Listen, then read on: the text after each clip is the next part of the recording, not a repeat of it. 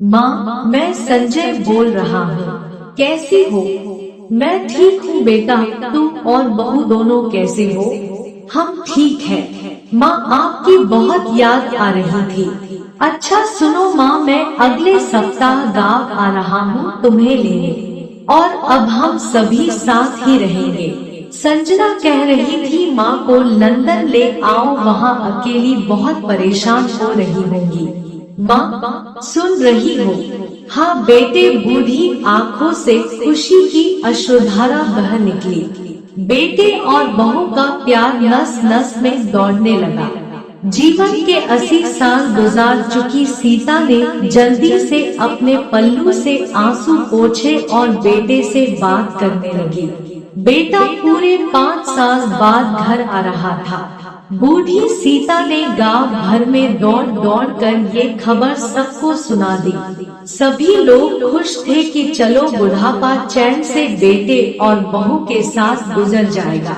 पर संजय अकेला गांव आया था। संजय ने कहा कि माँ, हमें जल्दी ही वापस जाना पड़ेगा, इसलिए जो भी रुपया पैसा किसी से लेना है वो लेकर रख लो, और तब तक मैं किसी प्रॉपर्टी डीलर से मकान की बात करता हूँ। माँ ने पूछा, मकान? हाँ माँ, कौन इसकी देखभाल करेगा?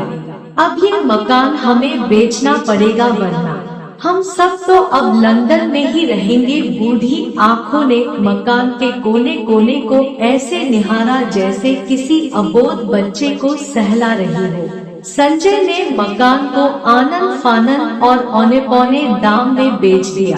सीता देवी ने वो जरूरी सामान समेटा जिससे उनको बहुत ज्यादा लगाव था। संजय गाड़ी मंगवा चुका था। संजय ने एयरपोर्ट पहुंचकर कहा, माँ तुम यहाँ बैठो, मैं अंदर जाकर सामान की जांच और बाकी का काम निपटा लेता हूँ। सीता देवी वहीं पास में बैठ गई। समय काफी बीत चुका था। बाहर बैठी सीता देवी उस दरवाजे की तरफ बार बार देख रही थी जिसमें संजय गया था, लेकिन अभी तक बाहर नहीं आया। शायद अंदर बहुत भीड़ होगी सोचकर बूढ़ी आंखें फिर से टकटकी लगाए देखने लगती। एयरपोर्ट के बाहर बहुत अंधेरा हो चुका था।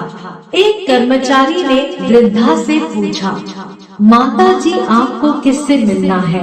सीता देवी ने घबराकर कहा, मेरा बेटा अंदर टिकट लेने गया था, वो मुझे लंदन लेकर जा रहा है।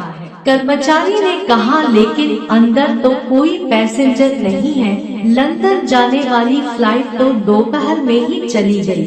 कर्मचारी ने पूछा, आपके बेटे का नाम क्या है? संजय नाम है उसका। सीता के चेहरे पे चिंता की लकीरें उभर आई। कर्मचारी अंदर गया और कुछ देर बाद बाहर आकर बोला, माँ जी, संजय आपका बेटा तो लंदन जाने वाली फ्लाइट से कब का जा चुका। बूढ़ी माँ की आंखों से आंसुओं का सैलाब फूट पड़ा। बूढ़ी माँ का रोम रोम कांप उठा। किसी तरह वापस घर पहुँची जो अब बिक चुका था। रात में घर के बाहर ही सो गई। सुबह हुई तो मकान मालिक दयालु था, उसने एक कमरा रहने को दे दिया। घर का किराया और खाने का काम पति की पेंशन से चलने लगा। समय गुजरने लगा। एक दिन मकान मालिक ने वृद्धा से पूछा, माँ जी, अब आपकी उम्र भी बहुत हो गई, अकेली कब तक रह पाएंगी? क्यों नहीं आप अपने किसी रिश्तेदार के यहाँ चली जाए? हाँ चली तो जाओ, लेकिन कल को मेरा बेटा आया तो यहाँ फिर उसका ख्याल कौन रखेगा?